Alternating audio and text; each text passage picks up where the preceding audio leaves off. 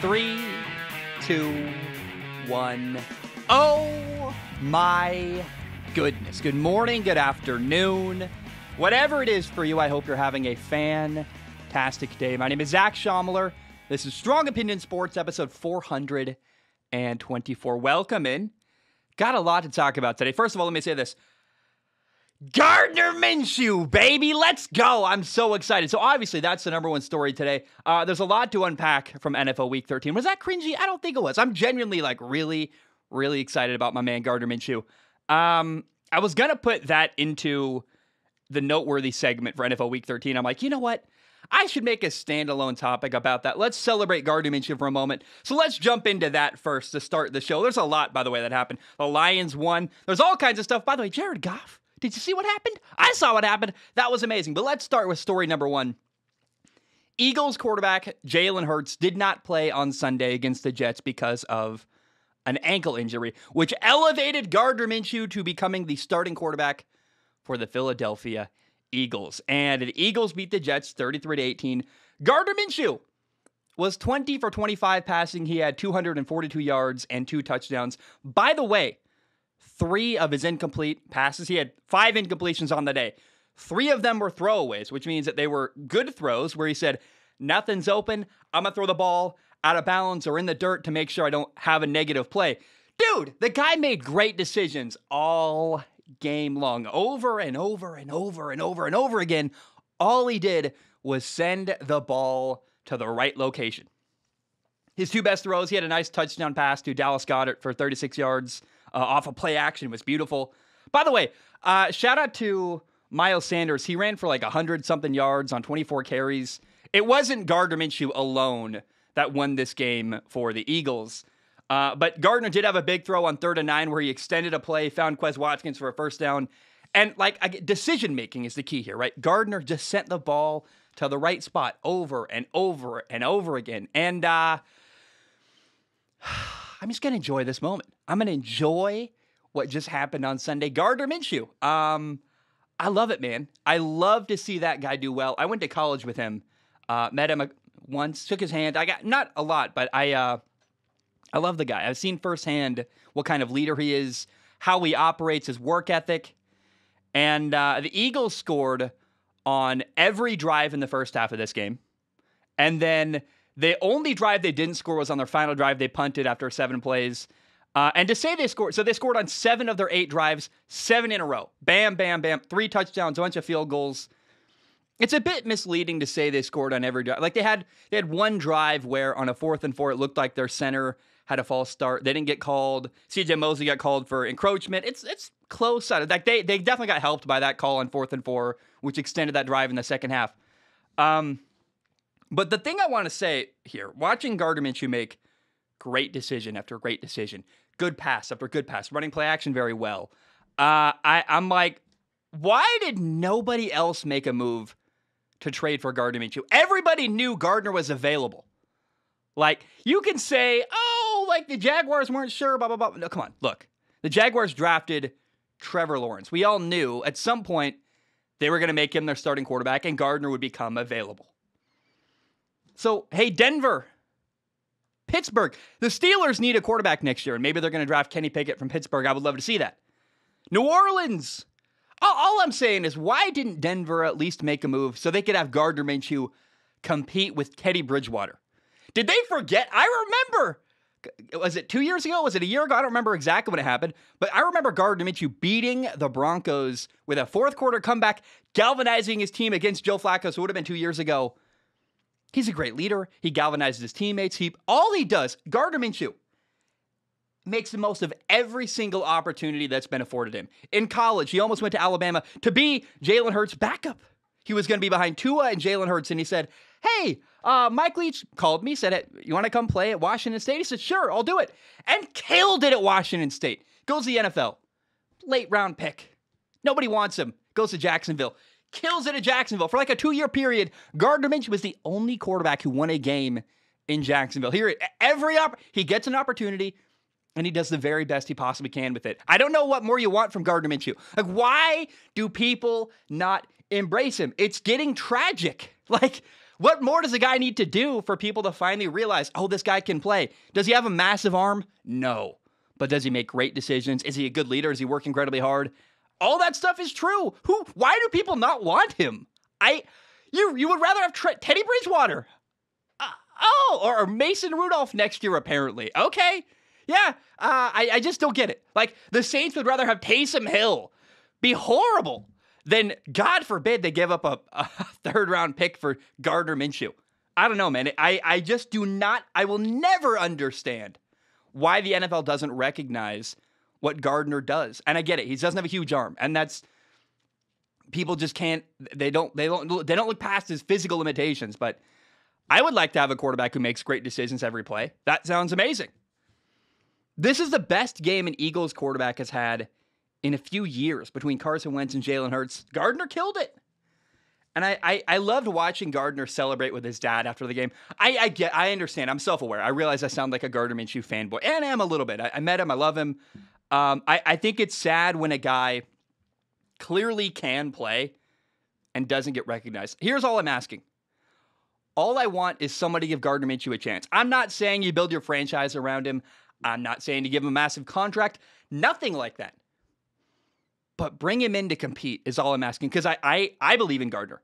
And nobody believes in Gardner more than himself. If you give Gardner Minshew a chance, I believe he will take the most and make the most of that opportunity. Like, what are the Browns doing? Baker's been horrible. You're telling me Gardner Minshew can't play better than Baker Mayfield? He definitely, most certainly can. And I will never, ever understand just why. Why are people not embracing this guy and giving him an opportunity? That's all I want. Give the guy a chance. Like, yeah, I like the guy. I went to the same college as him. I think he's awesome. But I'm not just saying that because I'm a fanboy and I like him. Like, I like Tua, but Tua has shortcomings. I acknowledge him. Like, I'm very honest about quarterbacks. When they're not I acknowledge everyone's imperfections. But Gardner Minshew legit can play. Like, what else do you want the guy to do? I feel like I'm rambling now, but I guess the only question left is what's next for Gardner Minshew? Is he going to, like, do the Eagles commit to him and make him their starting quarterback next week? Maybe they keep him? Like, it seems like Philly isn't sure about Jalen Hurts. And what's wrong with giving Gardner a shot? He's cheap. He's on a rookie. He's like, I don't know why. The other thing about Gardner Minshew, again, you pay him like nothing. You pay Gardner nothing. You build a great team around him. How many times have we seen teams like that go to or win a Super Bowl? And I see a fly. There's a fly in the room. I did the best I could. It's like flying in front of the camera. I apologize if that bothered you just now. But I don't know what's next for Gardner Minshew. I don't know if they are going to keep him in Philly. I don't know if they're going to build around him. I don't know if someone's going to trade for him. But all I am asking, somebody please give Gardner Minshew an opportunity. Because all he's done since his senior year in college, Washington State, Jacksonville, everywhere he goes, he makes the best of every opportunity he's given. And for some reason, people don't want to give him an opportunity. Hey, Pittsburgh, I'm begging you. Cleveland, you got a quarterback problem. I like Baker. Gardner's better. Gardner makes better decisions than Baker Mayfield. Baker's got a stronger arm. Whoop-de-doo. Does that matter when he throws 5 interceptions? Like, no, it doesn't. Teddy Bridgewater. Nothing against Teddy. Has Teddy been great in Denver? You're telling me you can't give the guy an opportunity to compete?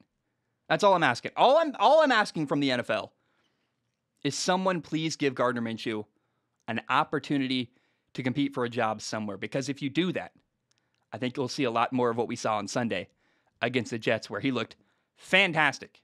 Does he have a huge arm? No. But he puts the ball in the right spot. And that's basically all you really can ask for from your quarterback is, can they make good decisions and do the best that they can with what they have? And I just hate seeing a guy who clearly can play not getting recognition for what he can do on the football field. All right, give me a second. You can't hear it. My cat is screaming. He wants out. So give me 1 second. I'm going to cut, and then we'll jump into NFL Week 13 Noteworthy. I'm going to see if I can try to get that fly out of here. There's a fly in the room. I think it flew in front of the camera. Yeah, give me 1 second. There. Oh! Scheiße. I don't think I got it. It was right there. It literally landed on my piece of paper. I didn't get it, though. All right, give me 1 second. I'm going to cut. I'll be right back. All right, we are back. Before we jump into Noteworthy 7, there is something else I want to say, and I've got a hot hand. I want to talk about the thing that's fresh in my mind right now. But I want to let you know, it's torrentially downpouring outside. I have never in my 24 years on planet Earth seen it rain harder than it is right now. And it's been raining here in Honolulu for now 2 days in a row. And not like on and off. Like, I lived in Portland most of my life in my childhood, and it would rain like all day, but it was like drizzling. This is just like, like full, just like the sky is giving us everything it has. It's supposed to rain like 15 inches in one day, which in the desert in New Mexico gets like 7 inches of rain an entire year. So we're like twice as much as it rains in the desert in an entire year in one day. So it's like, I got a lot of messages. And a lot of people have sent me stuff, and I love you guys. I appreciate the concern. People have been like, well, I hear it's going to snow in Hawaii. Yes, it is going to snow in Hawaii, but it's going to snow on top of the mountains, not actually where I am. It's just going to rain like crazy, but I mean, I totally can see how there's a blizzard warning on the top of the mountains, because it is, again, I've never seen rain harder in my entire life. I don't think it's going to I'm going to lose power or anything like that, but it's flooding outside. I mean, I moved my car to a parking garage to park it just at Target, literally. I parked at Target so I could get it up higher off the ground level, because, oh my gosh, water's pooling up. You can't walk anywhere. I had to walk through. I put on my Instagram story a video of me walking through basically a lake on my street. I'm like, well, all right. So I want to say that. Now, number 2, again, I was going to start immediately by talking about Noteworthy 7 for NFL Week 13. But I saw news, well, I took a break for a second, and I saw some news that I want to talk about, and I've been following this story a lot. And I'm going to just go with what is I'm excited to talk about first, because this is really, I don't know, fresh in my mind or hot hand or something like that, but it's what I'm feeling right now. So, Mario Kristabal is leaving Oregon. He used to be the head coach at Oregon. Now he's heading to Miami to be the new head coach of the Miami Hurricanes. And,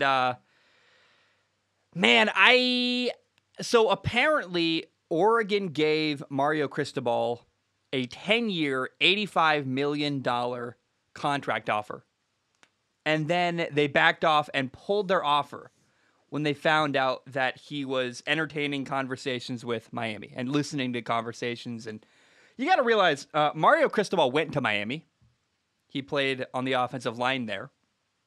So I don't, but basically I have not tried to hide my, I don't know if disdain is the right word. To me, Oregon as a program and as a fan base is often delusional. Their fans always think they're way better than they are. Hey, they're not an SEC level program at all. And Oregon here, again, they come across delusional in that if I were Oregon, I pay whatever I can to keep Mario Cristobal. I cannot believe that they would pull an offer. And they come across as petty and small by not here. So optically, this is really, really bad. And the reason why optics matter is because 18-year-old kids you're trying to recruit to your football program are reading the news. And they find out, they didn't even give Mario Cristobal a big offer. And also, so I would love an $85 million contract offer. Absolutely. I'll quit my whole life if you offer me $85 million. I'm there in a heartbeat. You pay me that's like what, $8.5 million a year. Pay me that for 1 year. I'm good. I disappear in the woods. You never see me again. I'd probably still make sports content. I'd just upload it really, really slow and be like days late. But here's the thing. If you want to make a splash in college football, what does a top coach go for? They're getting paid $100 million. If you, right, wrong, or indifferent, and maybe you don't believe Mario Cristobal is worth $100 million, and that's fine. But the narrative that Oregon would have wanted out there is, hey, we offered Mario Cristobal $100 million, and he didn't want it. Because then you send a message to the college football world, hey, we are trying to win. We want a national title. Instead, Mario Cristobal has left, And great for him, by the way. I think Miami's a program on the rise. Like, would you rather, basically, Mario Cristobal asked himself, would I rather compete with Lincoln Riley and USC or Clemson and Dabo Swinney? And Dabo Swinney, by the way, lost Brent Venables, his defensive coordinator. And I think Florida is up for grabs. Like, Florida State is bad. University of Florida, the Gators are bad. They're both down. Miami could make a splash, dominate recruiting, and win a lot. And I think there's a lot of potential there at Miami. You're playing against Louisville and Duke and North Carolina State in the ACC. Like, absolutely, hallelujah. Go there. Go to the ACC. Dominate. Good for Mario Cristobal. He's getting the bag, getting paid a ton of money. My focus is on Oregon. I cannot believe they are allowing their narrative to be that not only could they not keep Mario Cristobal, but they didn't even give him a top offer. Are you insane? You don't want that narrative out there. That you sound cheap. You're not willing. So what I'm hearing is Oregon isn't actually serious about winning a national title. Because if instead of the narrative being they pulled an $85 million offer from Mario Cristobal, if the narrative instead was, hey, Mario Cristobal turned down $100 million and still went to Miami. Or maybe if you actually offered him 10 years, $100 million, he might have stayed, by the way. Crazy concept when you pay a guy a ton of money. I bet he felt disrespected. That's not a serious offer. You don't view me as a top coach in college football. Now, again, I'm self-aware. I know you're like, hey, $85 million, Zach, is a lot of money. I hear you. But not for a premier coach in college football. And Oregon showed that either they're afraid of getting rejected. Like, they were afraid. They're like, how dare you even listen to an offer from Miami, which, by the way, that's where he's from. That's where he played. Like, I don't think it's wrong for Mario Cristobal to at least listen to an offer from his former college. Like, it's not wrong to me. But B, Oregon is in danger of becoming irrelevant. And they don't realize it. Oregon has no idea. They think they're fine. Oh, Mario Cristobal left. We'll replace him. For some reason, Oregon did not appear to value Mario Cristobal. And maybe they're angry. They lost to Utah twice badly at the end of the year. That's fine.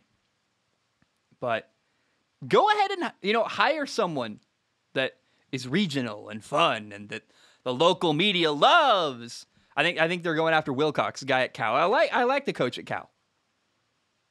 But you're taking a step backward. And Oregon right now, by not being willing to offer $100 million, in fact, by pulling their offer, and now losing Mario Cristobal to Miami, Oregon has become a stepping stone program. What just happened with Mario Cristobal cemented Oregon as a stepping stone program where, like, I think they should go after Brian Harsin, the Auburn head coach. I would pay Brian Harsin $100 million to be my head coach. Does he deserve that? I don't know, but you want to be a player. Like, if Oregon actually wants to win a national title, they'll do that. I saw that Mario Cristobal was leaving Oregon, and I immediately thought, wow, Lincoln Riley at USC is in great shape. Lincoln Riley went from Oklahoma, who's about to join the SEC, coaching against Nick Saban, Jimbo Fisher, Lane Kiffin, Mike Leach, Brian Kelly, the coach at Arkansas is really good. Like, great coaches, great recruits in the SEC. Instead, now, Lincoln Riley's at USC, where there's, like, Utah has Kyle Whittingham, who is still in Utah. They're not going to get top recruits in Utah. Coaching against, who's the guy at Oregon State who's solid, but, like, come on. Lincoln Riley's going to dominate the Pac-12. And Oregon appears to have been unwilling to pay what it required to keep Mario Cristobal. They did not give Mario Cristobal an offer he could not refuse. And to me, that tells us, apparently Oregon is not serious about winning a national title. And that's a massive problem. The best hope for Oregon was to give Mario Cristobal a massive contract and try to woo him and keep him. And Oregon did not do that. And I grew up in the Northwest. I grew up in the Portland area. I don't love Portland. If you're not from Portland and you hear that I grew up in Portland and you're mad at me, just remember, I didn't choose where I grew up. My parents chose that, and I chose to leave Oregon. I chose to leave Portland. Beautiful countryside, though. Oh my gosh, the city, not what I love.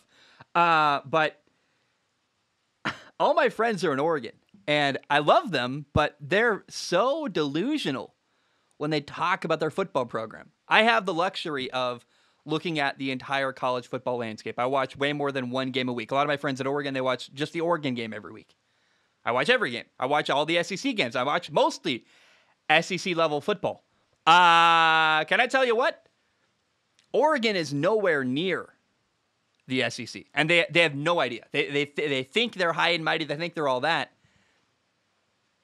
Okay, well, now you lost your top head coach, a guy who was fantastic.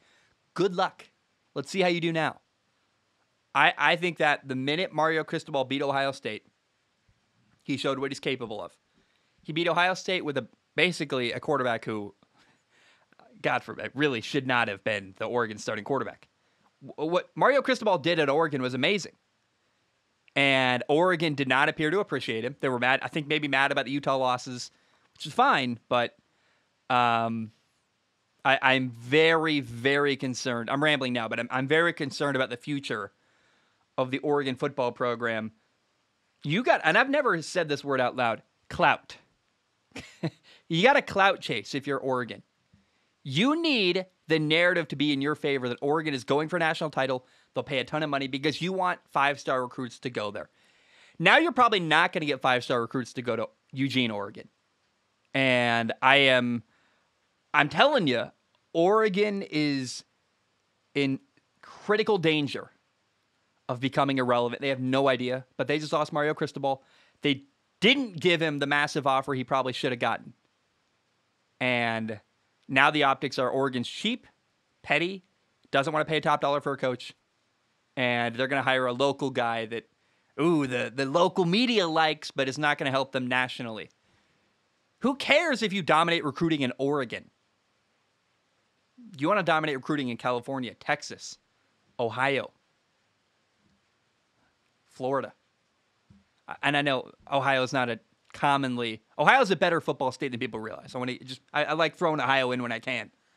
But I am very, very nervous about the future of Oregon football. And again, I want to say one more time, well done, Mario Cristobal, man. Like, think about it. He's going to be competing against Louisville, Duke, NC State. Mario Cristobal at Miami is in great shape. And that Miami program has so much potential. Like, it's easy to recruit at Miami. A lot easier than it is to recruit at Eugene, Oregon. And he went to school there. He knows the layout there. And again, Mario Cristobal had to decide, do I want to coach against Lincoln Riley or Dabo Swinney? And I think, honestly, I would rather go against the ACC. I think, and you're in the South now. I think Mario Cristobal is going to be a home run at Miami, and he's leaving Oregon in the dust, and Oregon, good luck without him.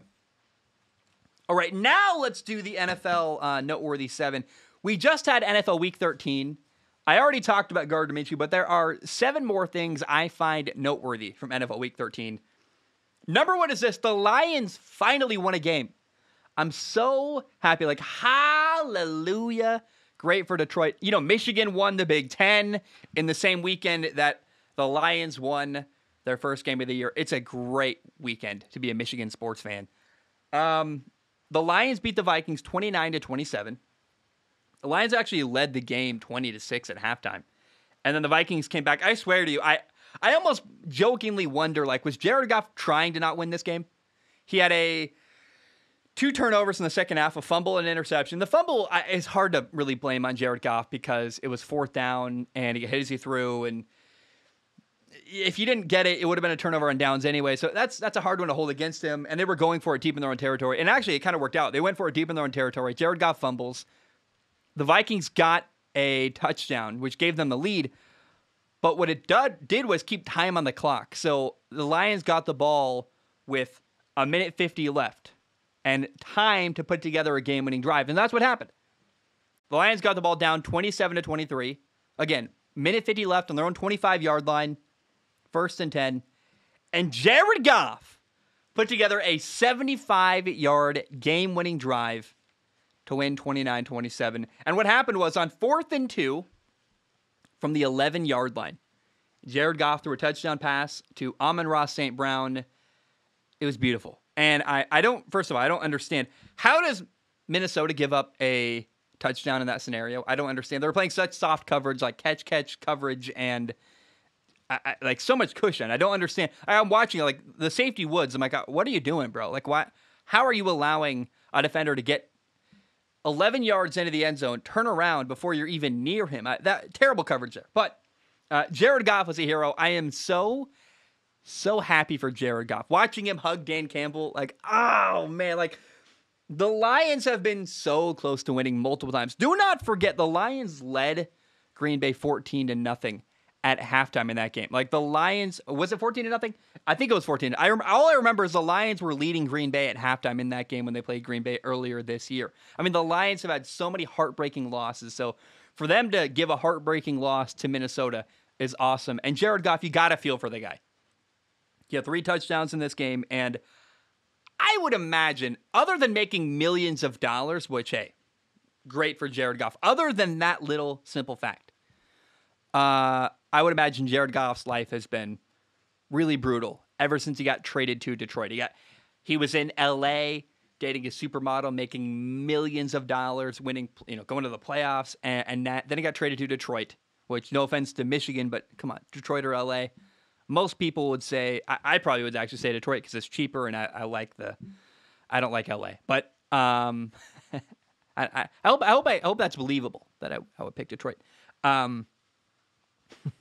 But Jared Goff got traded to the Lions, a horrible franchise, and lost a ton of games and had a bunch of turnovers. It wasn't going well. So this has to feel like the first good thing that's happened to Jared Goff and the first positive thing that's happened in his life since he got traded to Detroit. So good for Jared Goff. Now the Vikings, number one, how do you give up that touchdown? I can't get over that. Like how 4th and 2 on the 11-yard line, 4 seconds left. And Minnesota gave up a touchdown. It was a hitch route. Come on. How? I don't understand that. Now, number 2, the Vikings are 5-7. And people were mad at me last week when I declared the Vikings season over after losing to the 49ers. I mean, I basically declared their season over. And hear me now. Like, do people understand what's going on in Minnesota?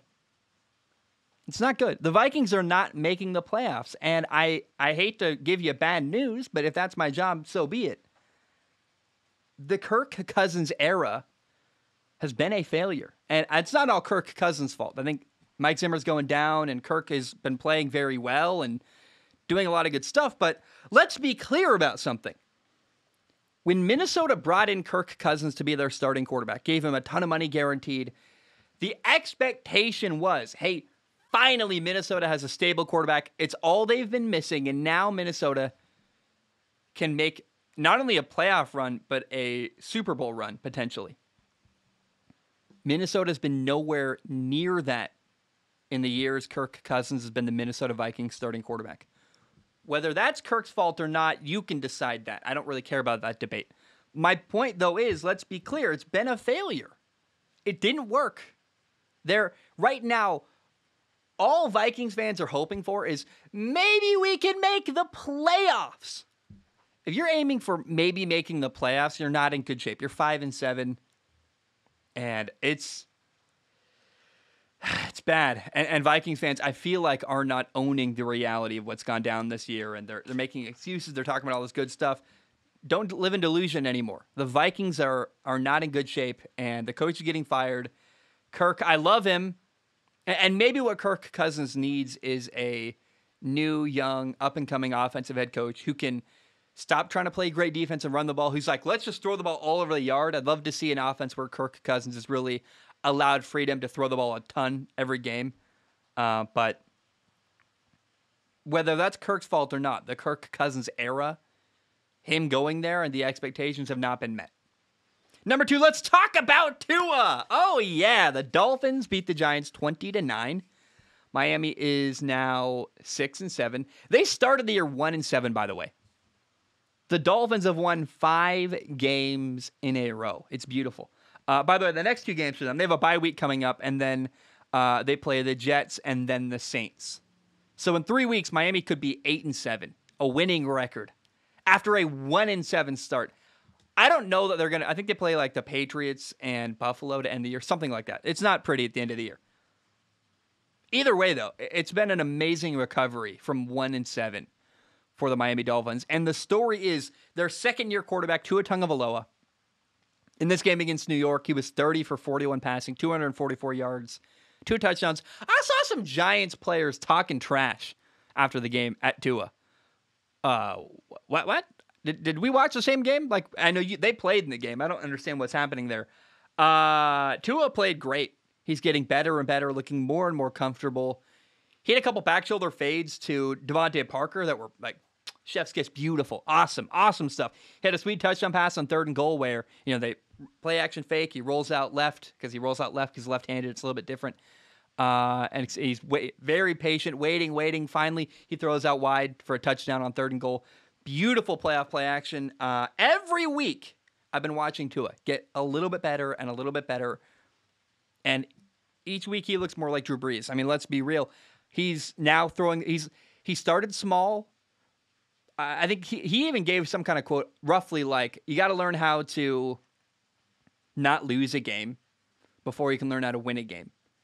And I feel like we're seeing Tua experiment a little more downfield every week and go from taking what the defense gives him to now we're seeing back shoulder fades. Pretty cool. And he's throwing the ball farther downfield. And I just think it's not getting any respect what's going on with Tua. And I fear that Miami is simply just going to allow Tua to do well the rest of the year and then trade him away. Like everything Tua is doing is just to raise his trade value for them to get Deshaun Watson. But I think Tua looks awesome. And if Tua does end up getting moved after this year, I hope his confidence stays high because he really has. You can see the guy growing and getting more confident and building off of every performance. And I love what Tua's been doing recently. He had another great performance against the Giants. And I'm telling you, he's getting a little better every week. I'm not crazy. I know I love Tua. I know I live in Hawaii. I know I wear Hawaiian shirts almost every episode. I get it, but I'm not being crazy here. Like, Tua really is legitimately looking better every game. Also, Dolphins rookie receiver Jaylen Waddle had 9 catches for 90 yards against the Giants. As I speak right now, and this could change after Monday Night Football. I don't think so. I don't think Stephon Diggs is going to get like 20 catches, but right now, Jaylen Waddle is tied for the second most catches in the NFL. Cooper Kupp has 100 catches, and then you got Keenan Allen, Tyreek Hill, and Jaylen Waddle. They all have 86 catches this year. That's good company to have. And Jaylen Waddle is getting better and better as well. And I would love to see Miami keep their young core together. If they can get an offensive lineman or two, build their offensive line, maybe draft another weapon in the 2nd or 3rd round in the draft. I just really am excited about Miami, man. They really are building something. Tua looks better, and I would love to see this progression continue in Miami. Tua looks good. Jaylen Waddle looks good. They got a couple good draft picks. Javon Holland is awesome. And I'm excited about what they are building slowly in Miami. And remember, Brian Flores is on the hot seat. I hope he saved his job.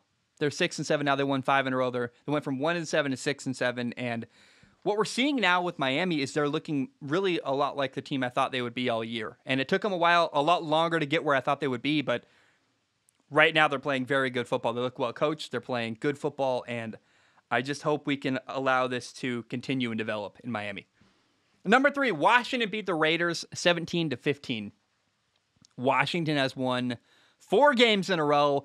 Taylor Heineke was 20 for 30 passing, had 2 touchdowns, 1 interception. But Washington is on fire right now. And I think it's an underreported story in the NFL. Like, Washington's playing great football. And here's what's very cool and what I want to focus on.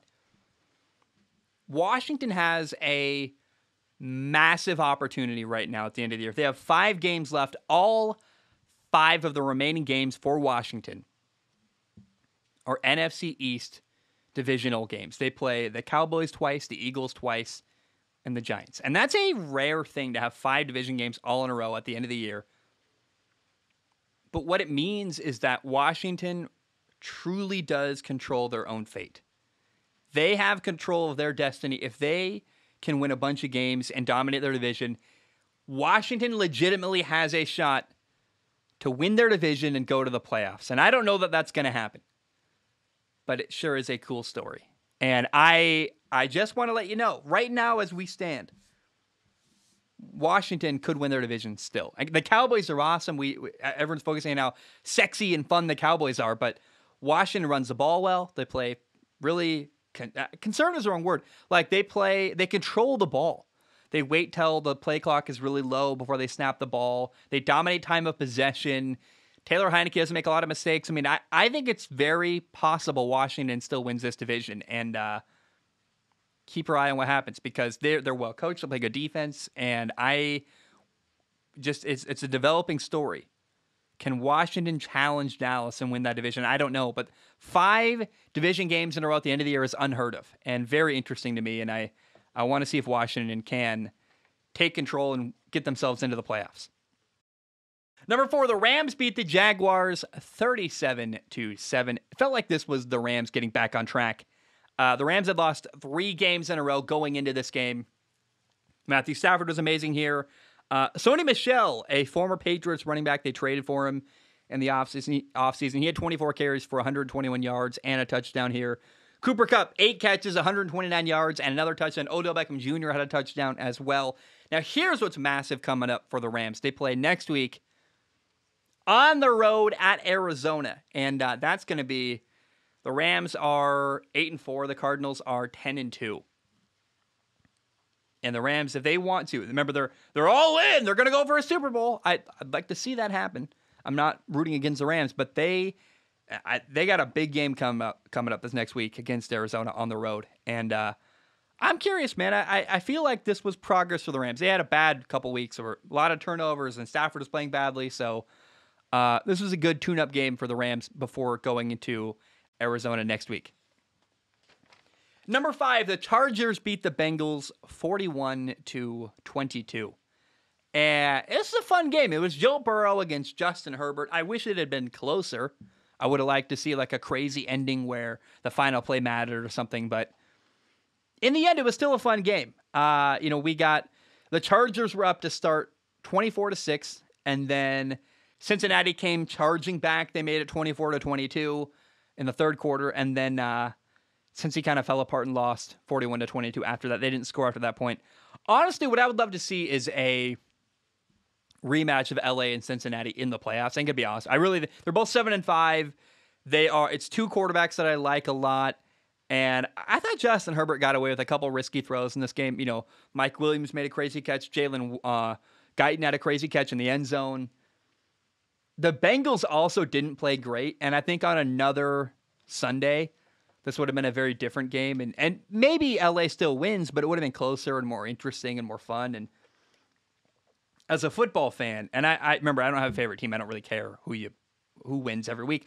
I just want interesting, fun, entertaining football games. And as somebody who wants that stuff, I would love to see a rematch of LA and Cincinnati, because I think on another Sunday, it'd be really good to see what they could do and the adjustments that would be made. And I want to see LA and Cincinnati play each other in the playoffs. I think it'd be fantastic. Joe Burrow had 3 turnovers, only one really bad one. He had a fumble where he got hit from behind. He threw an interception in the end zone. That's a really bad one. The fumble was rough. It's just like your left tackle kind of let you down. And then there was one where I felt terrible for Joe Burrow. And Joe Burrow threw a great ball to Jamar Chase. Should have been a touchdown. Jamar Chase dropped it. Then it got tipped up and intercepted. So it went from Joe Burrow makes a great throw that should be a touchdown to picked off somehow. I know, it's just really unfortunate. And then Justin Herbert, man, was throwing the ball all over the field. I mean, he was just... I think one thing's very clear. He's the most talented quarterback from the 2020 NFL draft class. Also, Joe Mixon fumbled. LA took that for a long touchdown.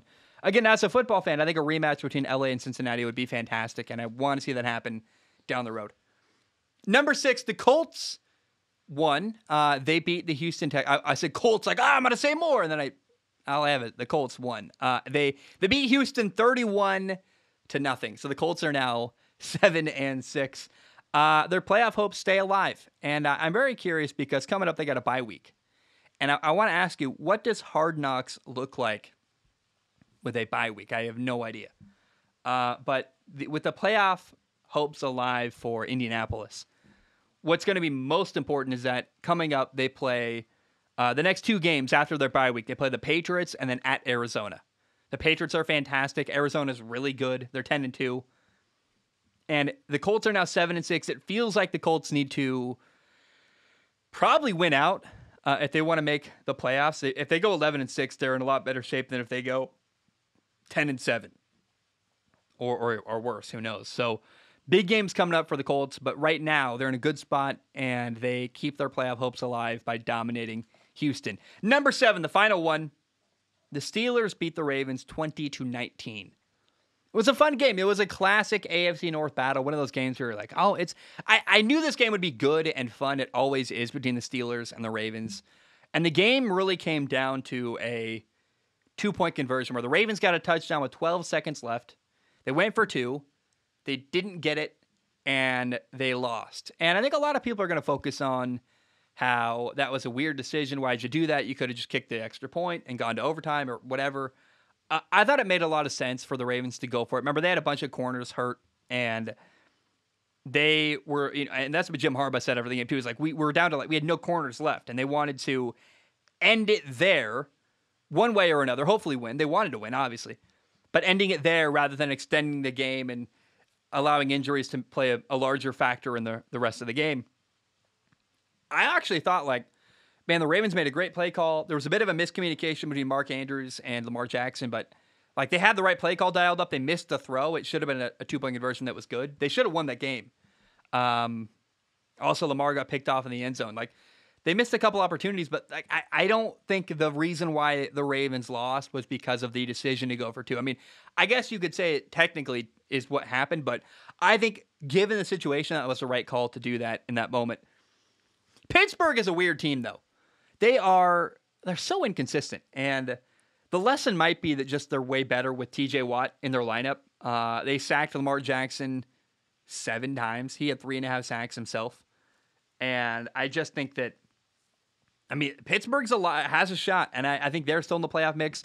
We could get 3 playoff teams from the AFC North in theory between Cincinnati, Baltimore, and Pittsburgh, and that would be wild and fun. I'm hoping that one of them doesn't make it in because I want the Colts to make it in, but keep your eye on that.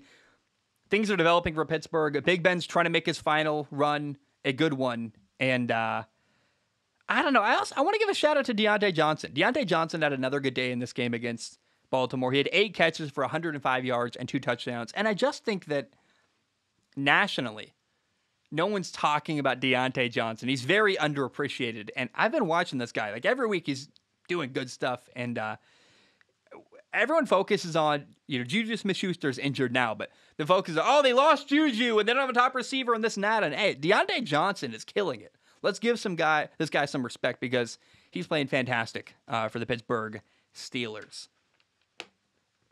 All right, guys, that's all I have. I love you. I appreciate you. I will see you very soon. And hopefully I'll be recording another episode in 7 hours. I got to watch Monday Night Football.